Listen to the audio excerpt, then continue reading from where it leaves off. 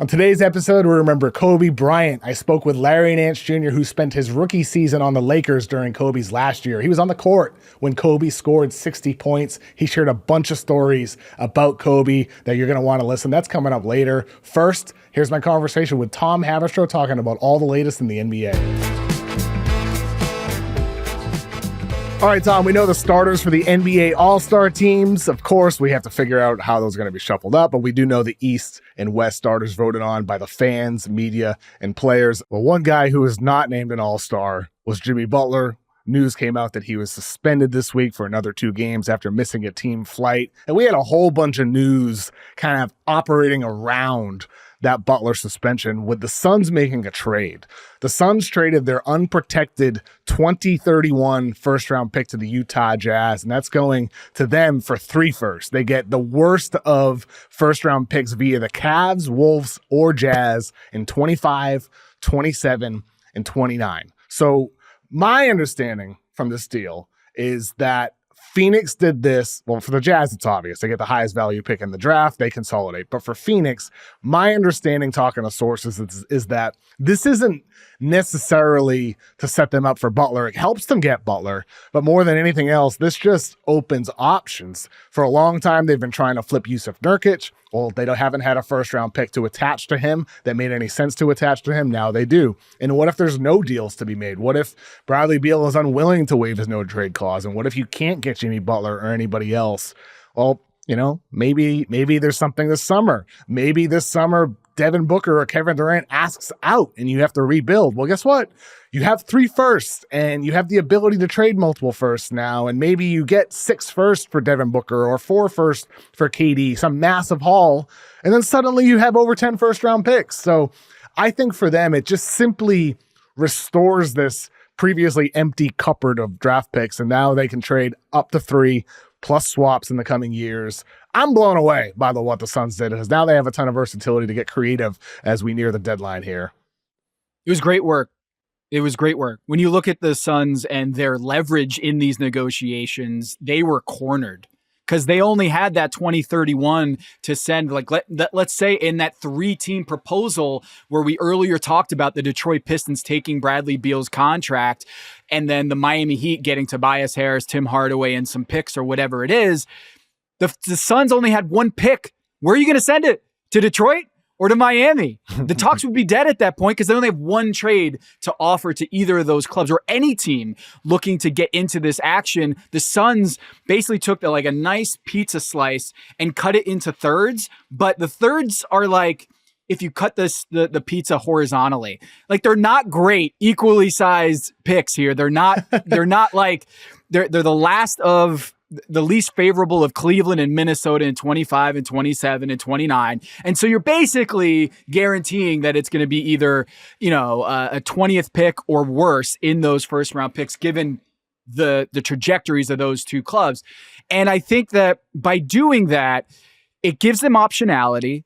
And I think it also builds a lot more credibility in these trade talks, that they don't have to accept the first option because the other team knows that they are hamstrung from an asset standpoint. So it loosens up the trade talks, but also builds up the position of the Phoenix Suns. And so, the Nurkic contract, Ryan Dunn, if he is put onto the table before this deal, you're really stuck. But now you kind of feel like, all right, we have some options here. We have some first-round picks to boost up our cupboard, and I do think that Phoenix did well to split it up. But Utah getting that 2031, and talk about one of the all-time backfires. If that pops up in 2031 in the top 5, it is completely unprotected. And so you know why Utah did it, and I also know why Phoenix did it, to just improve their optionality. Well, I mean, that's the interesting thing for Phoenix. The pizza slice analogy is good because there might be a team that wants the crust. They just might want that piece. And they'll say, okay, we'll do it for that 27. They get to pick and choose whatever one that they view as that preferable piece of those 3 firsts. Whereas previously, as you said, Tom, with Dunn or Oso, their rookie backup center, teams might say, well, we need him as the sweetener. Well, now it's a bit easier for Phoenix to, from their standpoint, with more leverage, to say, no. You get this 2025. That's all we're given in this situation. Wait, KOC, you buried the lead. Are you a crust guy? Like when you order a pizza, Depends. Depends. All depends on the type of pizza. All depends. Some pizza I could do without the crust, toss it away, you take it. Other pizza, it's like, give me the crust, or I'm not interested in even having this pizza. Yeah, I feel like I come from South Shore, Massachusetts, and we have a very distinguished style of pizza here. South Shore, Massachusetts bar pizza. And it's like 10-inch, kind of a personal size pizza. That's like crispy on the outside of the crust, soft and buttery on the inside. It's very different than like New York style, which is kind of floppy and large. It's different than Chicago and all that. Like all these different styles. Detroit's way different, everything, right? New Haven style, as a Connecticuteer myself. New Haven style's great. It's closer to bar pizza than it is New York pizza. Exactly. Much closer to bar pizza, but like, that's my favorite type of pizza, and I want the crust.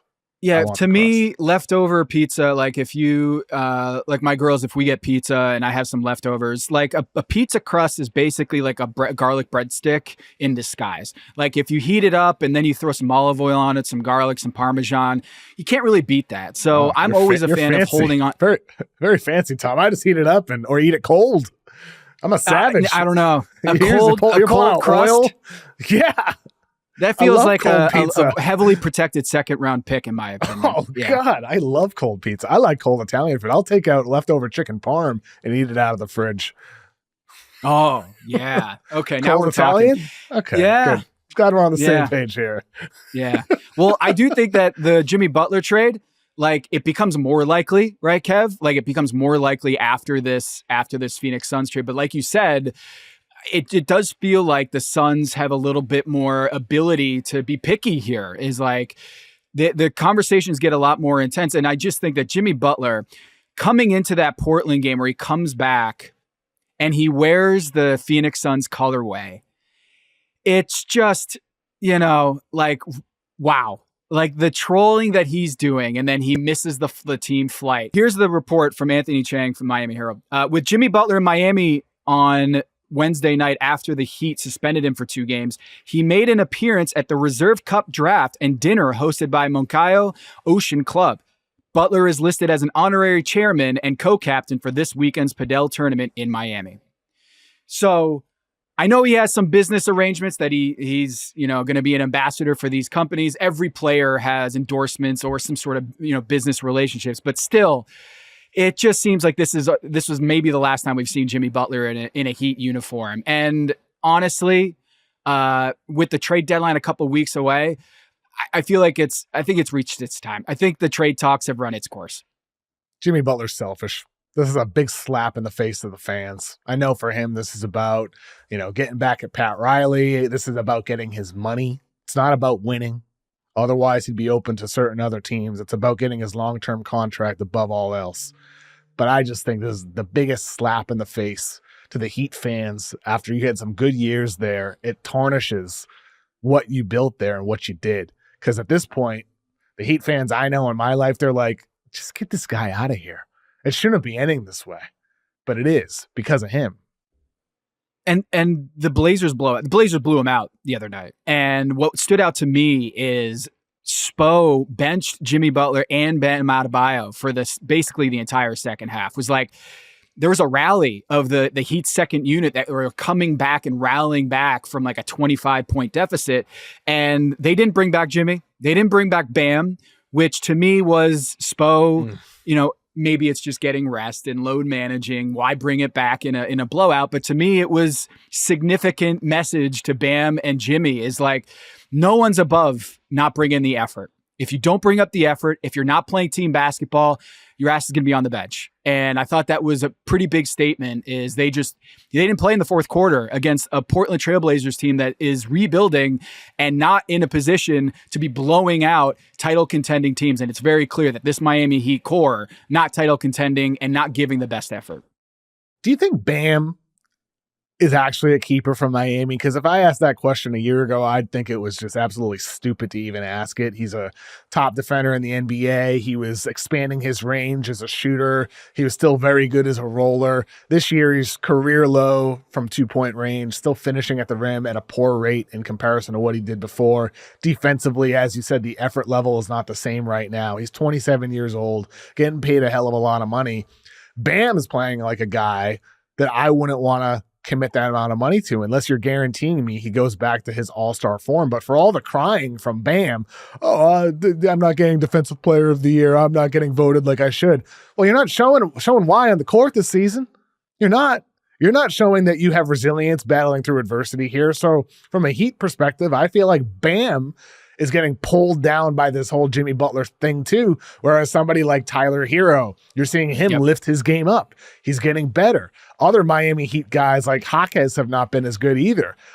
For the Heat, it just feels like they're not going to have any clarity with what they have with some of these talented young players until they eliminate the Jimmy Butler distraction at this point. So I'm hopeful that they can make a deal.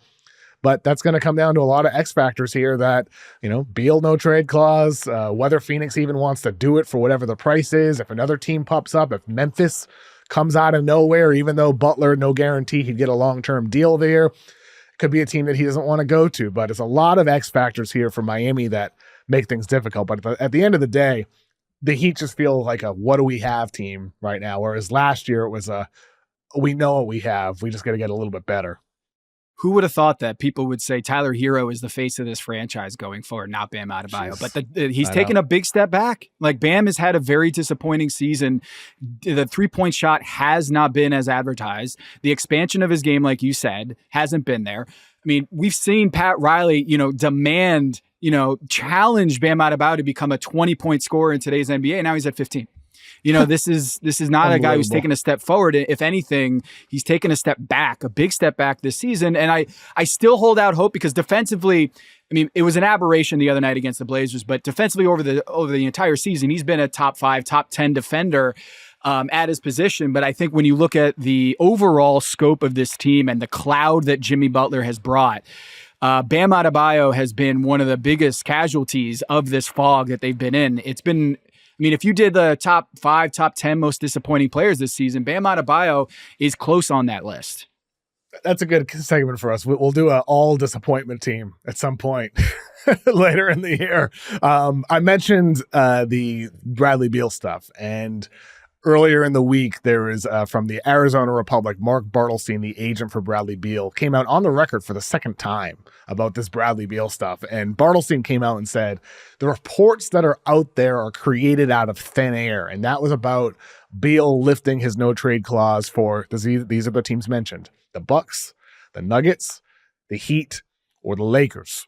Now, I find that pretty interesting that those are the teams mentioned because you did not hear the Chicago Bulls, the Detroit Pistons, those two teams, particularly the Bulls.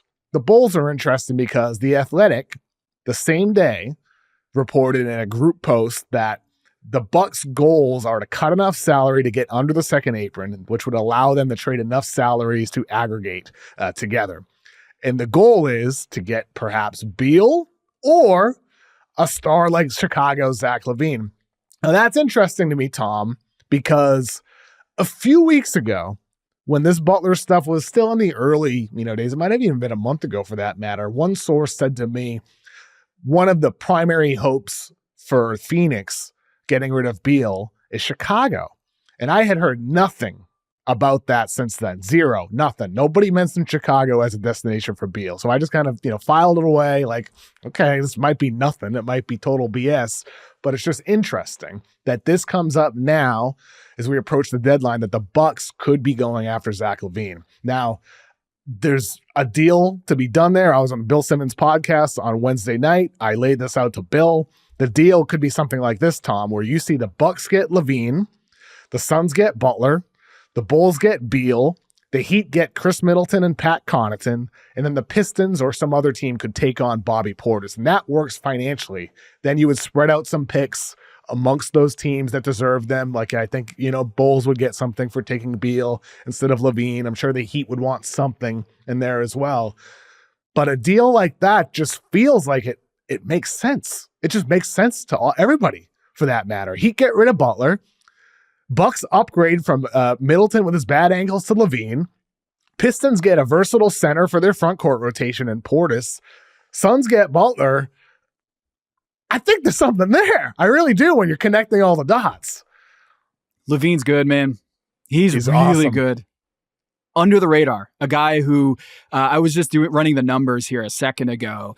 Shaedon Sharpe has made a three-pointer in each of his last 23 games. And a big reason why is because his pull-up game has improved by so much. He's shooting 40% on pull-up threes during that streak.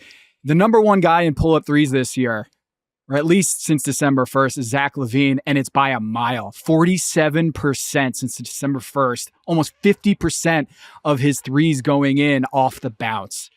That is so big for a guy who's that athletic, a guy who's that smooth, a guy who is that big, and is someone that, like, the Warriors could absolutely use a Zach LaVine. Then you're like, wait, how many teams wouldn't use a Zach LaVine when he's scoring this well, 3-level scorer, exciting player who's got a couple more years on his contract, which a couple years ago looked like an albatross, like a terrible deal. But as we're seeing the cap spike here in the next 4 or 5 years, you're looking at Zach LaVine's deal and being like, wait a minute, is that such a bad deal? And if you're trying to win, that's what stars go for these days. And Zach LaVine is absolutely playing like a star. And next is Damian Lillard and Giannis Antetokounmpo. He would be a huge upgrade over a guy, Khris Middleton. I love what he's done over his career, Kev. But if you can't move, if both your ankles are shot, they got to make a move fast. And Zach LaVine would be an amazing coup for them.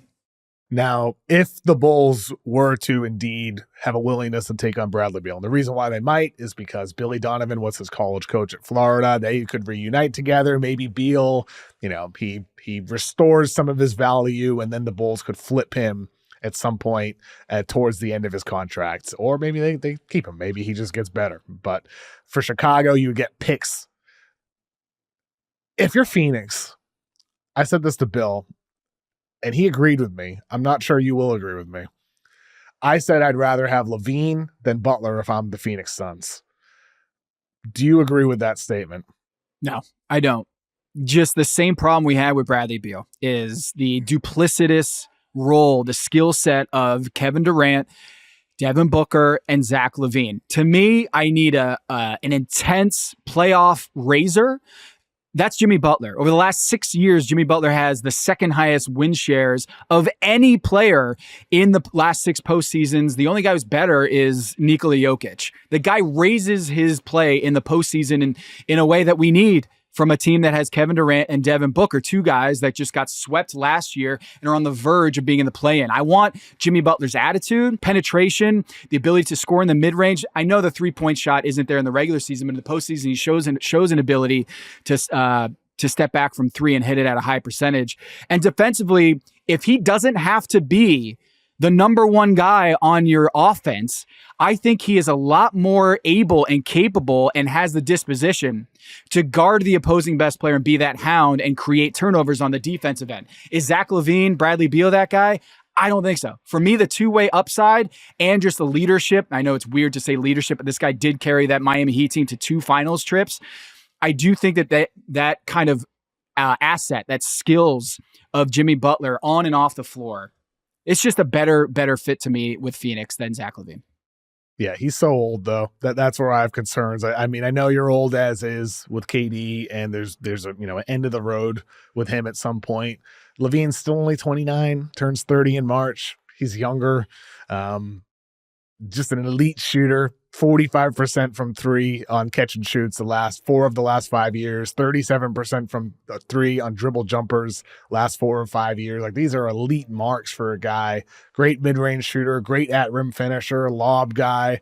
But to your point, he does not bring the defense in the way Jimmy Butler can. He does not bring the downhill rim penetration, foul drawing that Jimmy Butler does, and that's something that they're missing. Like, Butler does fill more of those what the Suns are missing gaps. LaVine is just kind of like what you wish Bradley Beal was, right? Like that, that's what I view him as. But ultimately, a lot to shake out with that situation in the coming weeks. Who knows when that shoe actually drops? Maybe it'll happen randomly, and we'll do an emergency podcast. To our YouTube audience, give this video a thumbs up. Audio listeners, please subscribe to the Kevin O'Connor Show during this break. Introducing Daily Draw, the latest free-to-play game from Yahoo Sports. Daily Draw gives you a pack of 6 prediction cards every day based on the day's biggest sporting event. Download or update the Yahoo Sports app on the Apple App Store or Google Play and join the action with Daily Draw today. All right, Tom, you wrote about something on Yahoo Sports on Thursday.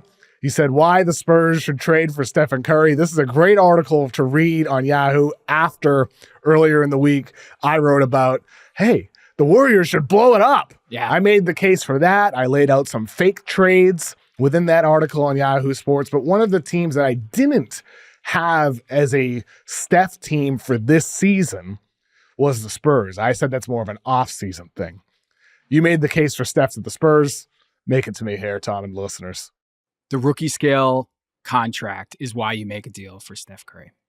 The rookie scale hack is something that no one is talking about, but they absolutely should. The fact that Victor Wembanyama is going to be paid like a less than a mid-level exception over the next 2.5 years is why you make a deal for Steph Curry, because his deal is exactly lockstep with Victor Wembanyama's rookie scale contract. So yeah, who's going to take Stephen Curry's $62 million deal that he's going to be getting in 26-27?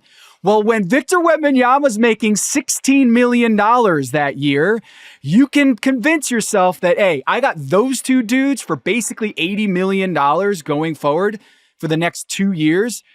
I'm getting the best shooter ever paired with what might be the best defender ever. You've got a guy who's leadership-wise, you want to bring into any organization. He's an impeccable record when it comes to setting the tone for your franchise, setting the right habits, being a team-first guy. You put that guy next to Wemby, it's going to be a lot like playing 7-on-5. And you bring him in now because I think if you're the San Antonio Spurs, you can see what you have as early as you can in what you need to build around Victor Wembanyama. And of course, like people are going to say it's too early. But man, have you seen KOC, the history of teams that made big swings when they have a stud, a budding superstar on their rookie contract? It's a lot more hits than misses. Look at Dwayne Wade. In 2004, when Pat Riley had the opportunity to get Shaq, he didn't blink twice. He's like, go get me Shaq. He's 2 years removed from being a finals MVP, and he's going to be a guy that we can build right next to Dwayne Wade, who was finishing up a great rookie season. But 2 years later, he's the finals MVP. And it's all because of that rookie scale contract where, yes, he was great, but they were able to do it when he was making $3 million as the finals MVP. He was making half of what James Posey, Jason Williams, and Antoine Walker was making. Okay, so Victor Wembanyama right now, the Spurs have a window here where he's not going to be paid like $50, $60 million. He's going to be paid 10, 11, 15, $16 million. And that is how you build a championship contender, and do it before it's too late. You look at Shaq in Orlando, look at LeBron in Cleveland, you look at Yao Ming in Houston. You want to make sure you strike while it's hot. And I think Wemby is this good, this now, and the Spurs should ramp up right now with Steph Curry. It's a good argument. The rookie scale aspect is a great argument, taking advantage when Victor's still cheap. My concern, just to push back here, Tom, is how many picks are you willing to give up here? Because if you're the Spurs, let's say you get Steph. Let's say you get Steph and the salary matching that you could do is Keldon Johnson, Harrison Barnes, and Zach Collins. Let's just say it's those three. So your starting five would be Steph, Stephon Castle, you get to keep him, Devin Vassell, Jeremy Sohan, Victor Wembanyama. You get Chris Paul coming off the bench for a big change of pace from the Steph starting five. You get Trey Jones still. Like you have two guards, Julian Champagnie, who's good. It's a shallow team. But that's what you got. That's what you got. You got Steph and Wemby. But you got Steph. But you got Steph and Wemby. You do. But is it worth giving up 4 firsts, 5 firsts, when 2 to 3 years from now, Victor's going to be even better and you might have more. Sohan will be better, Castle will be better, and the supporting cast will be better, but Steph might be retired. Is it worth compromising all of those future assets during the time where you might actually need them? That's my concern. You can always flip Steph Castle or Devin Vassell or Steph Curry if Charlotte calls and say, hey, we want Steph Curry to come home. Here's a couple firsts. Like there's ways. We saw Kristaps Porzingis in Dallas. Luka was Wemby-esque, like first couple years in the league, like already this guy's a star in the league, all NBA talent. right away, right out of the box. So they go and they make the Kristaps Porzingis trade. Doesn't work out. Kev, what happened? They went to the finals 2 years later. Even if the big swing doesn't pan out in the ways you were hoping for, a lot of times you can pivot because either Kristaps Porzingis can get something, or you have other draft picks in the next couple years that you can toss and be able to get another guy. So with Stephen Castle, with Devin Vassell, with Stephen Curry, I'm not saying Chris Paul is going to get you a first round pick, but there's ways you can pivot out of that. And I do think that in the age of sustainable building long-term, the long view, we want to be patient as we build sustainable. I think sometimes we're not aggressive enough to try and go for it now. I mean, we could be in a situation for Wemby. Hopefully he stays healthy. But what if Steph Castle doesn't turn out to be a great all-star player that I think he can be? But a lot of this is not linear. And I mean, Andrew Wiggins, the Cleveland Cavaliers had Kyrie Irving on the 4th year of his rookie scale contract. They get LeBron. They're like, Andrew Wiggins, bye. We're getting Kevin Love. Andrew Wiggins at that point, I don't know what you thought about Kev, what you thought about his ceiling as a player. I had Joel Embiid 1, Jabari Parker 2, Andrew Wiggins 3. Okay, fair. He was all over the map that year. A lot of people thought he was Maple Jordan, right? Yeah, he was. To a lot of people, yep. They were willing to make that gamble because, like, you got LeBron, you got Kyrie on this rookie scale contract for another year. You could fit these contracts in, go for it. And I don't know. I think the NBA obviously has had a great run with the Warriors with Steph and the Warriors. But like you said, it might be time to blow it up. And I do think the Spurs should be on that list of potential trade suitors for Steph and Curry because of that rookie 4-year window. And look, maybe it's not Steph. Maybe the argument against this is not necessarily the ethos around that idea of building right now for Victor Wembanyama because he's already MVP candidate at 21 years old. Maybe the argument is you hold on to those assets in case Giannis comes available, in case Anthony Edwards becomes available, and then you put all your money and all your assets forward to the table. But then again, what if they don't?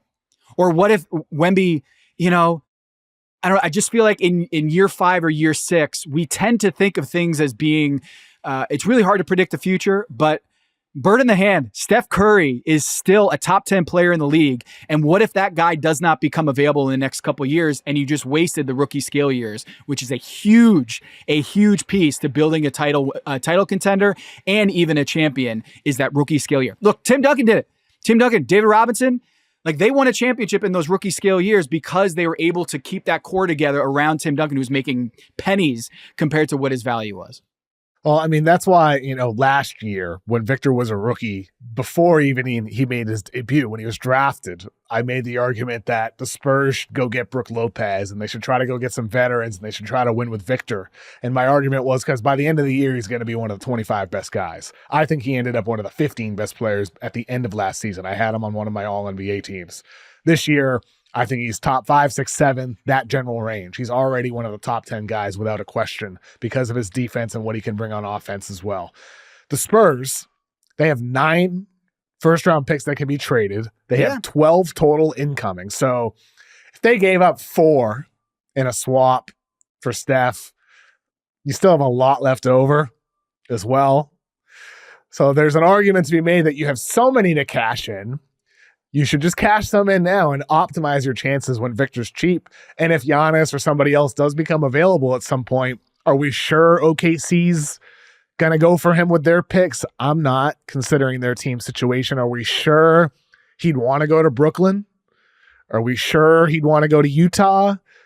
We're not. We can't be sure about that. He might want to go to Houston. They'd be a legitimate contender, but the Spurs would still have a lot of picks to at least put themselves in it.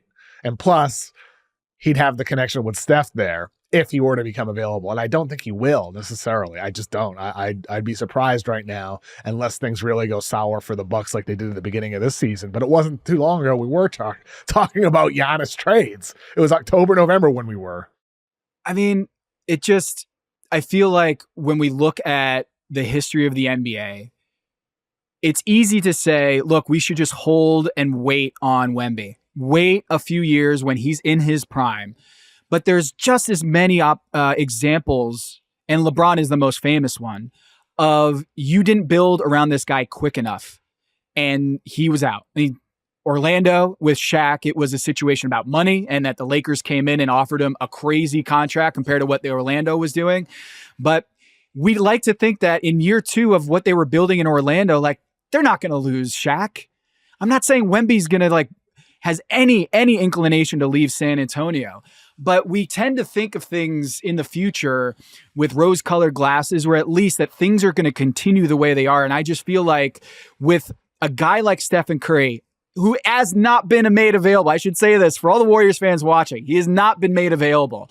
But I think the Spurs should be ready in case it does happen, because I don't know how many teams have both the cap flexibility, the young players, and the picks and the desire to trade for Stephen Curry at this point in his career and his contract. And the Warriors would want to get the package from the San Antonio Spurs. Do you agree with me? Do you agree with me with my argument that I made on Yahoo? And, I alluded to it with Bobby Marks in the podcast earlier this week, that the Warriors should at least be considering blowing it up here, that's for their best interest moving forward. Similar to, as I wrote on Yahoo, KG and Pierce, Celtics traded them in 2013. They weren't quite clearly about to fall off a cliff, but the declines were beginning to decline. The signs of decline were beginning to show. They get a massive haul from the Brooklyn Nets. To me, Steph, he's still top 10, but he's not top 3 right now. Career low numbers, volume-wise, efficiency-wise, since the first 3-4 years of his career before the Warriors were the Warriors. The injuries right now, Draymond as well having some injuries. The Golden State Warriors, if they wanted to trade both of those guys either to the same place or to different places, could just get an enormous package in return. Just significant. And then they'd be tanking in years in which you have Cooper Flag as a prize this year, AJ DeBonsa as a prize next year, among others in 26. The 26 class could have 3 quality number one pick worthy guys. So this is the time to tank. This is a window to suck this year and next year for some of these guys. Granted, the draft lottery isn't 25% odds for worst record anymore. That's why you don't have to bottom out entirely. You can have the 7th worst record and feel good about your odds to move up. I mean, the thing is, you have to make sure Draymond and Steph are on board, right? Why? This is me being cutthroat, ruthless, heartless, but why? Why do they need to be on board if, for the franchise, it may not be in the best interest to keep them moving forward? Do they have? Why do they have to be on board? I don't think you want that stain on your franchise. You don't want that energy? That energy, obviously it depends. If Wemby's coming in the trade package for Steph, the fan base will not pick it and just riot in the streets in San Francisco. Is that why? Because I don't think you can worry about the fans. I don't think that should be a concern even in the slightest. I think the concern would need to be just if Steph is adamant that he wants to stay, and he's like, you're ruining my family. we want to be here for the next 2.5 years. I don't care how bad we are. Tank with me. If he's making the strongest argument ever there, then maybe. But at the same time, what if 6 first-round picks are on the table, and here's a guy who's talking about we need to leave the franchise in a better place than it was when we got here. It already is. The value has gone up from $450 million when Laker bought it to over $9 billion, billion with a B. The franchise is already in a better spot. And if you can go somewhere else and try to contend for championships, and the franchise that you want to leave in a better place can get 5 or 6 firsts for you, that is doing what you say you set out to do. Did the whole LeBron leaving Miami and Dwayne Wade leaving the Heat, did that lower their stature in across the league about stars coming to Miami? No. I don't know. I don't think so. I don't know. I don't think so. But Pat Riley said maybe I am washed. People talk about Boston trading Isaiah Thomas after he played through injury and had heroic performances in the playoffs after he lost his sister. Steph isn't Isaiah. Come on, man. I know he's not, but I'm just saying simply the idea of nobody's ever going to want to play there. Nobody's ever going to want to re-sign there and stay in Boston. I just don't buy that. I think anytime there's controversy, people forget about it in a week and nobody actually cares. So I think like that's why if you're the Warriors or whatever team, you have to do what's best for you and for your fans, for your franchise moving forward. And I know that just sounds heartless. I know it does.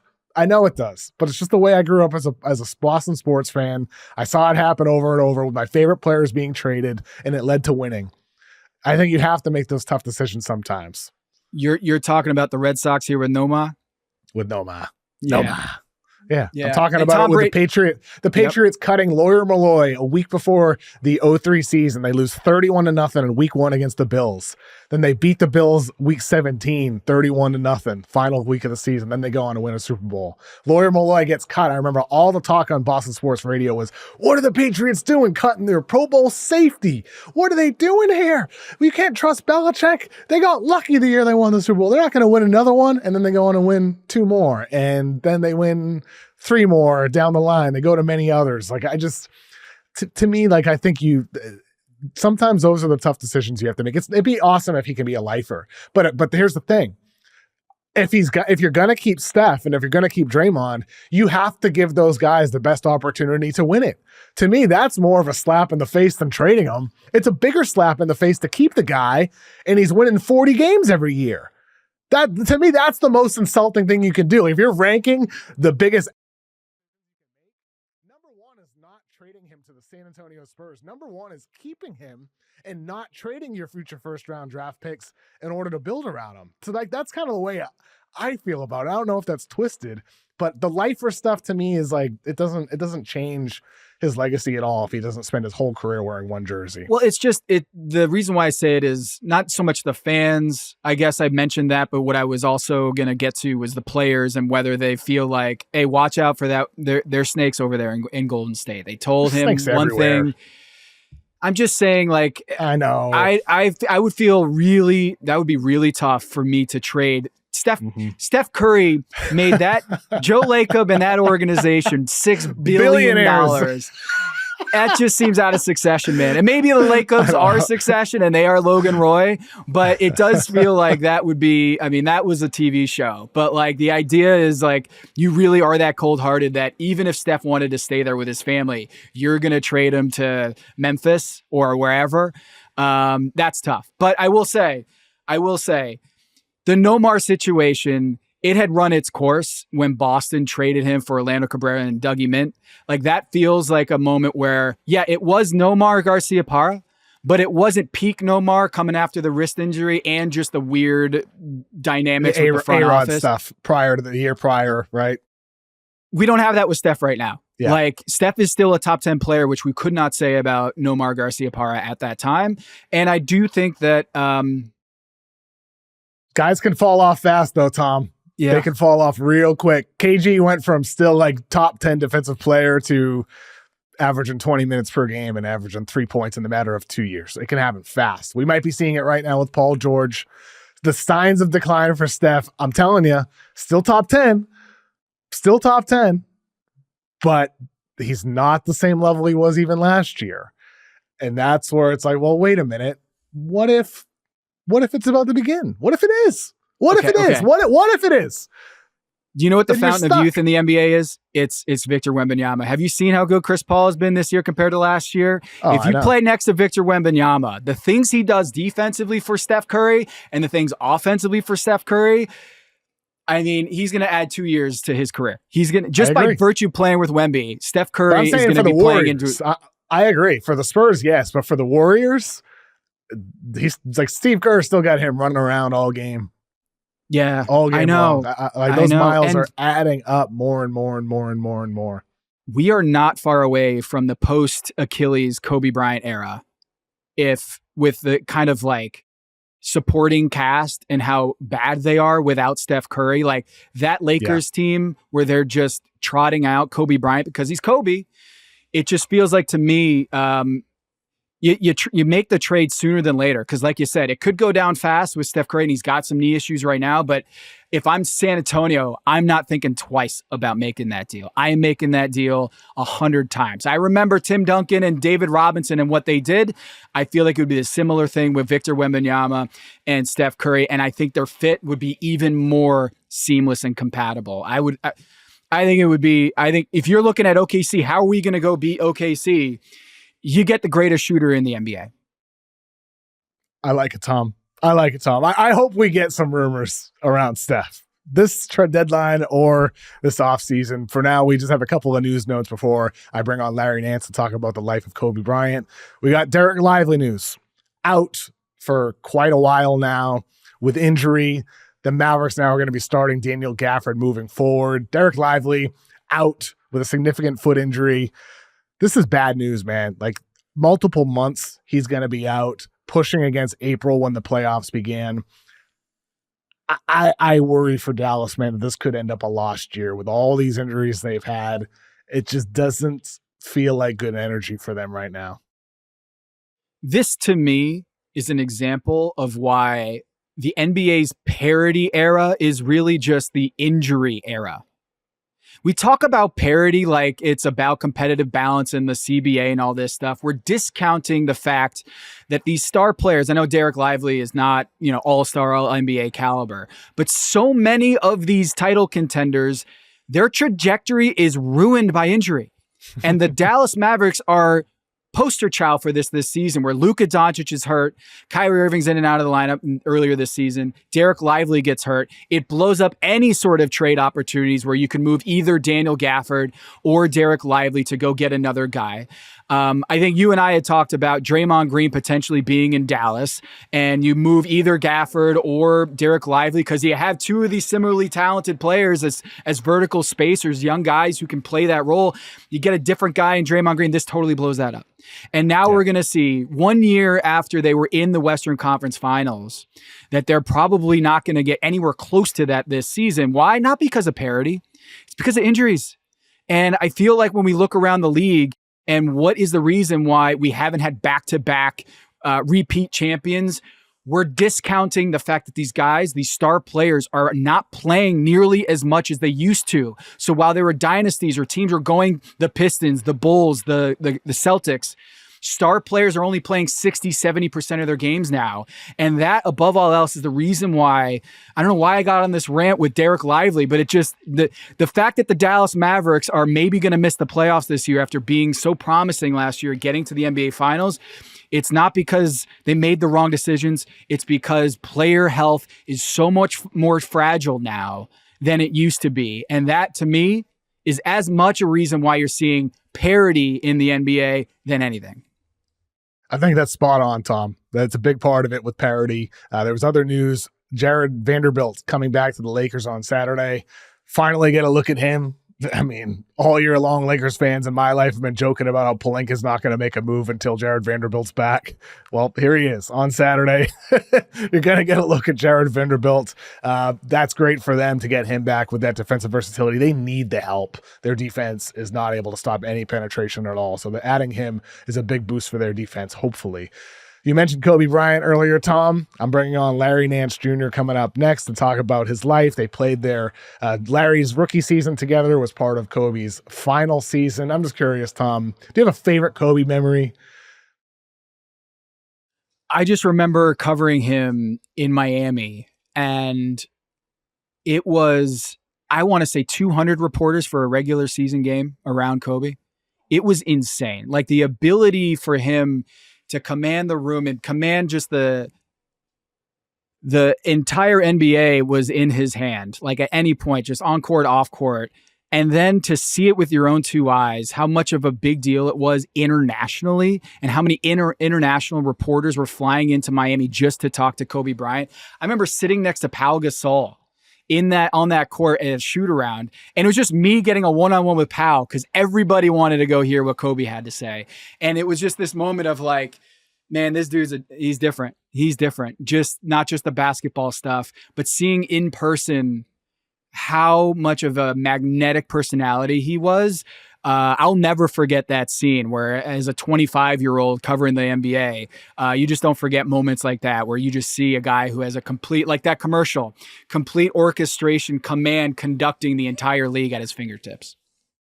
Dude was a monster player, man. Just unbelievable. As I say to Larry later in the podcast, I grew from hating him as a Celtics fan to just growing to, hating to love him and then loving him towards the end. I remember his last game in Boston, similar scene where it's just like there's no air to breathe in the media room where they had Kobe. Everybody was just packed in like sardines. It was like riding the T after a Celtics game, but you were in a media room. It's just absolutely smells just crazy. as bad too. It smelled horrible in that room. I do remember the smell. Well, Tom, thank you for joining me today, man. Hey, thanks for having me. And listen to The Big Number every week on Thursdays at Yahoo Sports. Dan Devine and I just did our all-star starters and broke it out in podcast form. So go listen to that. And thanks so much, KOC, for having me on. It's always a joy to do this every Thursday. And enjoy the weekend. Go listen to Tom's The Big Number. Read him at The Finder for his Substack and over at Yahoo Sports. Coming up next is me and Larry Nance Jr. talking about Kobe Bryant. And joining me today to remember Kobe Bryant is his former teammate, Larry Nance Jr. Larry, how you doing today? I'm doing great. I appreciate you having me on, man. Hard to believe it's been 5 years just about now since Kobe Bryant passed away. As everybody knows, he passed away in a helicopter crash with his daughter, 7 other passengers on that helicopter. You were a teammate of Kobe's when you were a rookie in his final season of his career. And the big night, of course, was the final night of his NBA career when you and him combined to score 68 points together. Yeah. What do you remember from that night having a front row seat watching Kobe? Well, I mean, look, the 60 was a nice appetizer, but my 8 was the meal, for what we all came for. Honestly, what a special night. Truly. I mean, that year was a really hard year. Obviously, like being a rookie year, I was there with D'Angelo and Julius and Jordan Clarkson, and I'm trying to think who else. I mean, Caruso might have crossed paths. I mean, we had so many young guys there, so much young talent there. That like it was a tough year. I think we won 17, 18 games, something like that. But the joy on people's faces when they got to see Kobe in person for what they realized was the last time is just like things I'll never forget. And I just can't imagine like I've done some cool things in my career. Hopefully I can do some more cool things, but like I can't imagine what could take the place of that 60-point game. I mean, in terms of historic nights, like I can't imagine what could take the place of that. Were you guys on the court and on the bench just thinking, oh my, like looking up at the scoreboard, seeing like, 40, 50, wait a minute, like he has a chance here. Like, what were you guys talking about on the bench that night watching him? Oh, nothing but that. I mean, it was nothing but that. We were just counting every shot made, we knew what he had. He didn't even know what he had. He was just, muscle memory took over at that point for him. So he was just in killer instinct mode, and we were the ones fangirling in game, like, "Oh my God, you have 54!" And he's like, "We got to win." It was a close game too, right? Like, I mean, right? It's funny enough, we were playing against Quinn Snyder's Jazz team, so here I am playing for the guy now. Crazy. I mean, yeah, in that game, Kobe had 42 minutes in the game. I remember I was watching the game from home. I wasn't in the arena, but and that was one of the funnest games that I can remember ever watching, really. And for you, rookie, you like you said, 8 points off the bench. You played 28 minutes that night. Your rookie season's with Kobe Bean Bryant. You get drafted by the Lakers. You're going to be joining a legendary franchise, a legendary player. What was the first thing kind of on your mind when you're like, oh my God, I'm going to get to talk and be a teammate of Kobe Bryant? I mean, the first thing is just like, you're so scared of that. Like, look, that was the one guy that you just knew, like, all right, I can't piss this guy off. Right. Like, and at that point, like the older generation of players was kind of on the way out, but like Kobe still had that mentality. Like KG was still in the league. There were certain guys that like, you just don't mess with. And so the first thing, all of us were just like, all right, how do I get on this guy's good side? How do I stay? Like, what do I have to do for this guy to just not put me in his sights? And I mean, I found that out pretty easy. For me, like all he asked of us was everything we had. That was it. And I can do that. Anybody can do that. He didn't ask you to be a superstar. He didn't ask you to make every shot. He didn't ask you to, he just, whatever you got, I need it all. I need whatever you got, 100% of it. that's how I got on the court my rookie year. It was just like defense and playing is harder than anybody else. And I feel like we bonded over the fact that every possession we were both just trying to we were both just trying at 100%. So we bonded over that. Was there ever an instance that season, whether it involved you or somebody else, where you did see kind of that wrath of Kobe? Like, you're not giving your all. This guy's not messing around. Yeah. Yeah. There was one specific time was in Portland. Those Dame and CJ teams were tough to beat, and we were a bad team. So we went up to Portland one time, and it was an embarrassing game. I mean, like it was one of those where like we were down by 30 immediately. We never had a sniffs chance. Like it was over. He didn't play. But he was with us on the trip. And I'll never forget, like B. Scott was talking to us in the locker room afterwards and was just kind of like, hey, like, this is the NBA. There's no easy nights. Like, you guys are the easy night right now. Like, it's us. We're the easy night. You got to prepare for that. Teams are, just basically reading us the right eye. And, Kobe walks in, and it was just one of those where like he walked in, and even Byron like just kind of like sat back and turned to look at him like, what do you got for us? I'm ready for my lashing. You know what I mean? Like, I'm ready. I'm ready. And, it's funny because, I was at that time I was signed to Adidas. So I was wearing I was wearing whatever I was wearing. And, but, there were a few guys that were signed with Nike and were wearing Kobe's. And after that game, he points at it, like, just walks in the locker room. We're waiting to say something. He goes, you, pointed at everybody with Kobe's. Take them off, put them in the trash. Leave them here. You're never wearing those again. They're mine. You're never wearing those again. And it was like a moment of like, oh, haha, funny. And then it became it happened very quickly that like, he is not kidding. Like, he is not kidding. And so like the guys that were wearing them took them off and put them in the trash can. Like, did they not wear them again the rest of the season? No. They left them there in Portland in the equipment trash can. Like, they were never to be worn again. And what did they wear again the rest of the seasons? Like Nike, like LeBron's, Air Force Ones, even like what are guys wearing? No more Kobe's? Nah, it was the specific shoe they were wearing. Okay. Like tonight, like this was so terrible. Flush it. Like, these shoes that you guys wore, they like you didn't play hard enough in them. Throw them away. So you got to buy a new pair, figure it out. But you're not wearing those shoes ever again. God, poor Nick Young, huh? They did. No comment. I don't know who it was. I will say, speaking of Nick Young, I got one that not many would know. So before the last game and after the last game, Kobe was just incredible with us as teammates. Like, he would sign, if you asked for anything signed, he would just, oh, of course, man, absolutely. And so there was like a line of us after the game. Just, we had our stuff that like, hey, could you sign this for me? Can I get a picture? Like, we were all fans at the end of the day, but so I'm standing in line. I got a pair of his shoes that I asked for, unsigned. And so I want him to sign those. And I had like a jersey that I had bought.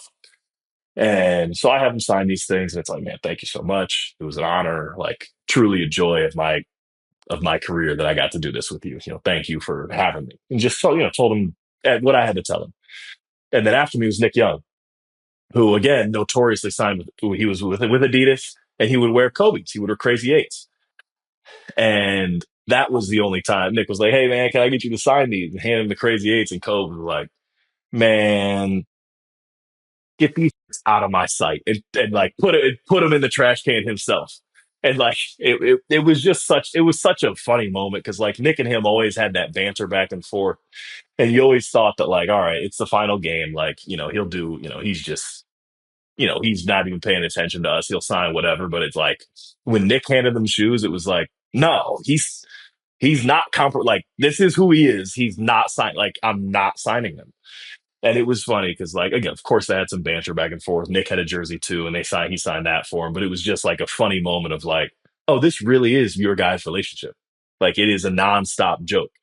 And so, But no, I've been two separate times in 1 year. He made guys throw shoes away because they weren't fit to be in his presence. It's kind of crazy, like as you kind of name some of the guys that were your teammates at that Mm-hmm. time. It's wild that you're one of just the four guys still in the league that was on that roster: Jordan Clarkson, Julius Randle, D'Angelo Russell, and Yeah. yourself. Like, it's nuts. I mean, like it was long ago, it was a decade ago, but it wasn't that long ago. But like, there's a young roster, and then there's not many of you guys still around. When Kobe passed 5 years ago, did you talk with your teammates at the time, or your ex teammates at the time, kind of remembering whether calls or text messages on a thread or anything like that?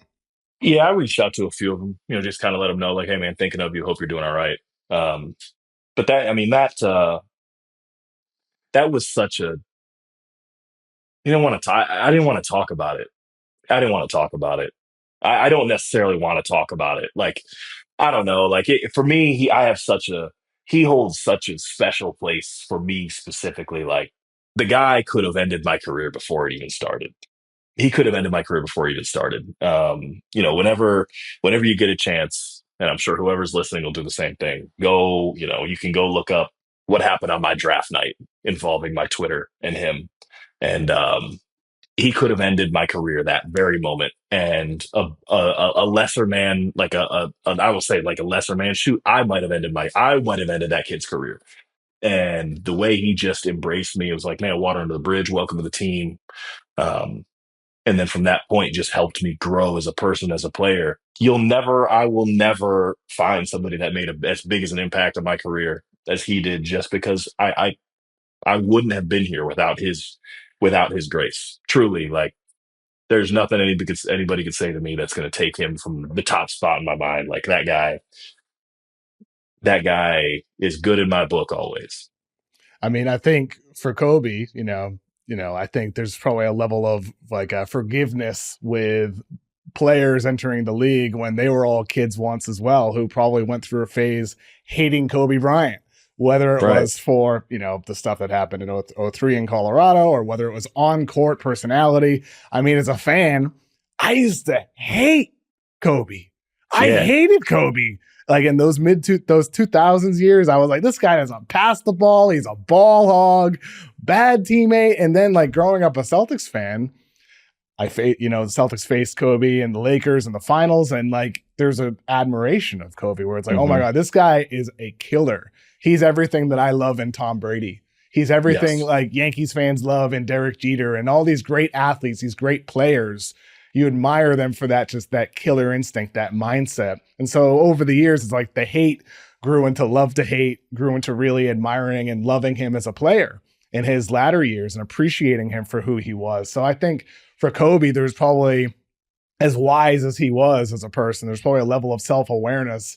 Like, of course, I have my haters. Yeah. I'm Kobe I mean, Bryant. honestly, I'll never forget what he said. He was like, man, I've been called worse. Water under the bridge, welcome to the team. And it was like so just like cavalier about it all, just very like, yeah, I've seen worse. It's just very, very, very, very that's a strong person. So like you said, like I grew up hating him.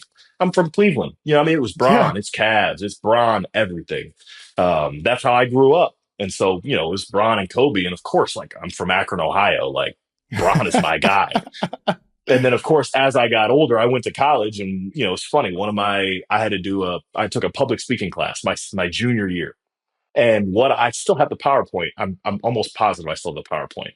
And what I did my public speaking on 30 minutes of nonstop was why I thought Kobe at that point had a better resume and was a better player than LeBron. Wow. So And you so I stood up flipped. there in front of, yeah, like I flipped because I grew up in Akron and then he went to the Heat. So how it goes. Like he went to the Heat and I turned allegiances. But like I had a full PowerPoint presentation on why this guy is my like my hero to this point. Like just because of the things he fought through and all that.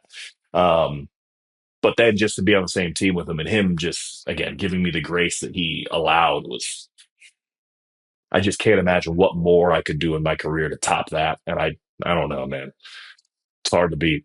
I mean, talking about it with you makes it, even more understandable. I mean, the first game you played following his death, there was the footage of you, tears in your eyes, crying on the bench, and obviously very emotional. What do you remember about that game in particular? How hard it was to play that game? I'm not an emotional person. Like that's not like I hate that is out there. It's okay. There's nothing Because wrong with being no, vulnerable and there's feeling. not. There's nothing. There's not. You're right. But for me, like that's just not who I am. I'm not an emotional like a crier. Like when I found out, I didn't cry. It was just a very solemn, like a solemn feeling that I got. So But it just hit you that night, like before the game or during the game. yeah, like during the national anthem, it for whatever reason, I was fine shooting around. I was fine. I was fine. I was fine. And then during the national anthem, like we had the moment of silence, and it just ate me up. Um, that was not planned. That was not like I hadn't cried to that point. Like I it just happened, and I mean it's the game. I can't tell you what happened in the game. I don't know whether we won or lost. I don't care. And I would have told anybody that asked at that point, like, do you care? No, I don't. There was just something bigger going on. But then when we play the next home game, um, for the first half, something I want. I don't know why I did it, but something I wanted to do. I saw a few guys doing it, so I wanted to do it myself as well. And I wore 24 for the first half of our next home game, and I've still got that jersey just because it means something to me. Wore it for a half. I don't even know how well I played. Doesn't matter. It was just like it meant something to me. So that's hanging up in my house. It's pretty crazy, man. Like, I mean, at the time in my own life, my dad, he had stage 4 cancer. He was, about 3 weeks before he passed away, Kobe died. And at this point with my dad, like he couldn't really speak much, right? Like the cancer was so bad, like he really just mumbled through things. And when Kobe died, I told him, and he's like, mumbling, didn't he just retire? Isn't he young? And like it was like one of the last times that I had like a back and forth with him, because like it kind of almost perked him up in the sense that it was just like, how is this real? For a guy who was like on his deathbed pretty much, it was what the hell? Kobe? Yeah. Kobe felt invincible. Like, and I think that like for me in my own life, that like is an example of how the world reacted, where it was just like, how? Like Kobe? Of all people? The other shoe has to drop, right? Like this happened, but he's fine. Like he's okay. Like we were just waiting for like he's okay. Like he got out, he survived, because like this dude is larger than life. Like he is a real life superhero. Just a shame. But yeah, no, you're right. That feeling of like that jolt. It's just one of our heroes. The guy is larger than life, and it didn't seem real. Yeah, I mean, I think for me, like, obviously, everybody has their own examples in their respective lives, but I think with Kobe in particular, one of the examples was, making the most of your time. Like Kobe, I mean, it's horrible what happened, but like he was with his daughter. Many parents were with their kids on that helicopter, enjoying their time together, doing something that they love together. And Kobe, I think throughout especially his latter years, the way he talked at conferences and in interviews, talking about his mindset and his approach, the Mamba mentality, I think forever, a lot of those lessons and experiences are going to make an imprint on people. Like for Kobe, it was almost more than the game. It was what was going on between the ears for him with the lasting impact, what I think prompted that big reaction. Did you kind of sense that type of mindset from Kobe that with your rookie year? Like, was he talking kind of in that philosopher type of way a lot of the time around you guys? A little bit. I mean, he was obviously any question you had basketball wise, like done. He couldn't wait to talk ball with us. But like bigger picture again, like you could see him starting to like break out of that like basketball is the world mindset, and okay, because I've done this at such a high level, like what does that lead me to? And he was starting to like, you could see him, like you'd ask him a question about like, hey man, should I have cut right there? And he'll like, yeah, you should have cut because of actions like this and talk about basketball. And then he'll then just like you could see him kind of like loop that into general existence. And it's like, oh man, like you're gonna be a sick speaker when you're done. Because Like it did kind of come after, right? yeah, yeah. And I mean he was just very again with how worldly he was and you know how capable of sharing his knowledge and experience. Like, man, I just yeah, you could see him start to like speak in words that were like less so basketball and more just general life themed. I'm sure he wasn't philosophical when he told you to get up off the bench and sit on the floor.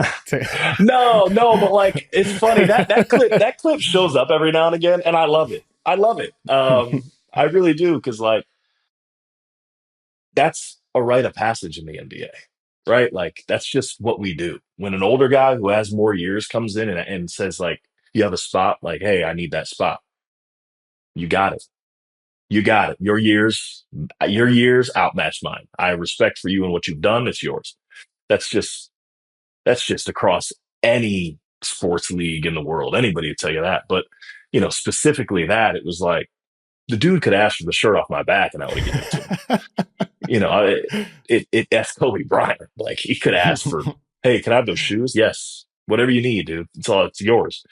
And what's cool is like that became like a routine for us. Like once that kind of like blew up online, we talked about it and he was just like, it's so silly what people take and run with now. But like it became like whenever he would come out from the locker room, I'd like make sure I was aware of him and, present his seat to him rather than having to get up myself. So it became just like an inside joke with us and just led to a stronger relationship, which was pretty cool.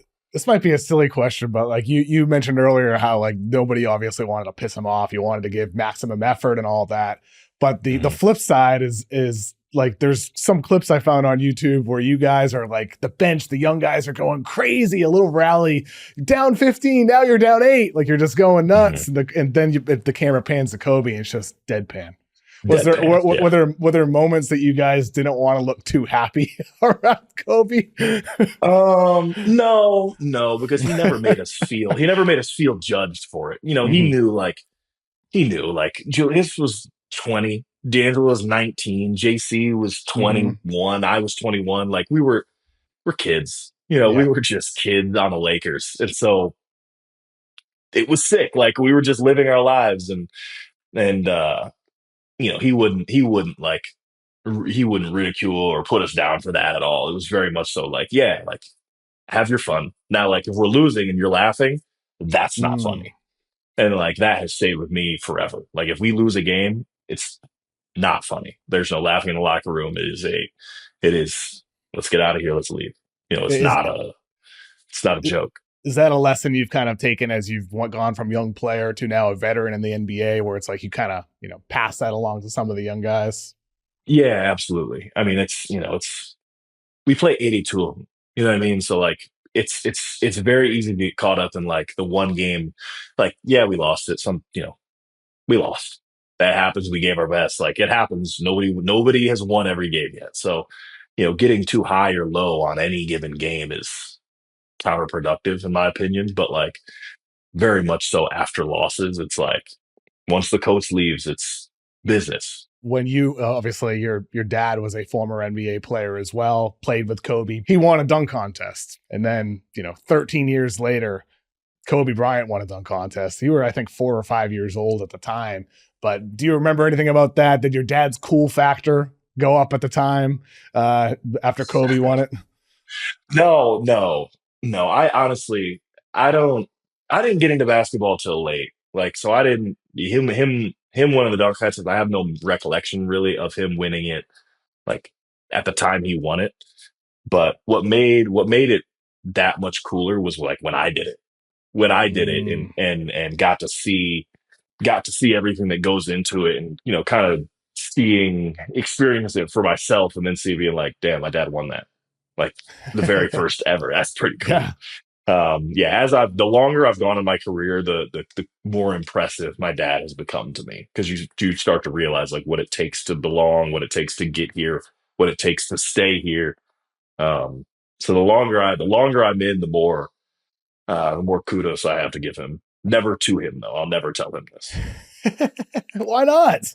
No, You're saying it right now. Maybe your dad's a listener and he's going to be like, oh, thank you, Larry. I appreciate it. My dad doesn't use the internet. He's a one finger texter.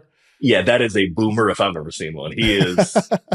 My man does not use he won't see any of these clips. That's for sure. Maybe he's got the right idea. Life without the internet might be pretty satisfying. Sounds pretty well. Look, I've got whenever the sand runs out of my hourglass in the NBA, that might be me. Just sign off. I'll just be on my little farm in Cleveland and see me there. That sounds like a pretty good life, Larry. Last question here about Kobe. You've been teammates with, a bunch of different superstar players over the years. I'm curious, like, as you kind of assess those guys over the years and have had them as different teammates, what are some of the qualities that you feel have kind of differentiated Kobe from those other great players that you played with? I think the thing with him is just, again, it's not fair to him. I caught 40-year-old Kobe on his last season, so it's not fair to him to speak on like his preparation, and all that stuff, because he was just trying to get by. At that point, there was so much ice on him and everything like that after games. He was just trying to get by. But the biggest thing I've noticed, again, Bron, Dame, Trey, now Zion. I've gotten to beat Brandon Ingram, and I don't want to leave anybody out. Some really talented basketball players. And I think the biggest difference for me was just like in game, how locked in he was. Like I could walk up to any of the guys that I've played with before and be like, yo, you see so-and-so, like so-and-so's here. Or like, Jay-Z is sitting courtside or whoever. And it's an instant, like, really? Like, you get excited. It's just natural. But like, he almost like wasn't human in that sense, where like there was nothing that was more important than that game. And like, sure, if he's out of the game or if he's the games before the game, after the game, sure, got time for you. But like, if it's in the game, if you're not talking to me about the game, let's not. I'm not going to sit here and discuss being in Brooklyn. Like, I have my first game, and I'm like, the first game I got to play in is in Brooklyn, and Alicia Keys is sitting right there. And it's like, I love me some Alicia Keys. And so, like, I'm hyped. I'm telling Julius, I'm telling Roy, whoever's out there with me. But like, I knew, like, I'm not bringing it to that guy. No, like, he would have called me, like, pay attention. We're playing a game. Like, I know, I'm not. I wouldn't have brought it to him just because, he's just so locked in. The game was, it was, you couldn't break him from his focus. Favorite Alicia Keys track? Oh, I mean, if it's not, if I Got You is, it might be a top 10 song ever for me. It's an all timer. Fallen's a great one too. That was like, I think, her first or second hit.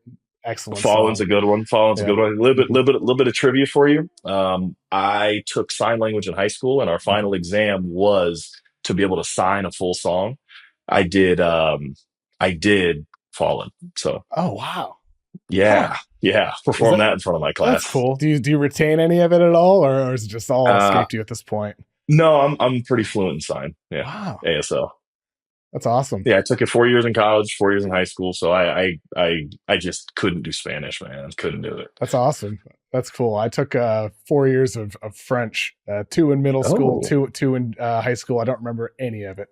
I was gonna say, if you retained any of that, you could come down to Atlanta right now and help me talk to these guys down here, because Clint speaks French. Our new rookie Zach speaks French. These guys, so far over my head. You got a lot of them. You got a fun team in Atlanta right now, Larry. I appreciate you joining me today to talk about the life and celebrate the life of Kobe Bryant. Thank you. Absolutely. Appreciate you having me on. Big thank you to Larry Nance Jr. and Tom Haberstroh for coming on today's episode. Thanks to Father John Misty for the music. Thanks to Emmy and Mike for producing. And thanks to you for giving us a listen. Please give us a 5-star rating if you're listening on audio, a thumbs up on YouTube. It really does help out the show. Hope you have a great weekend. We'll be back next week.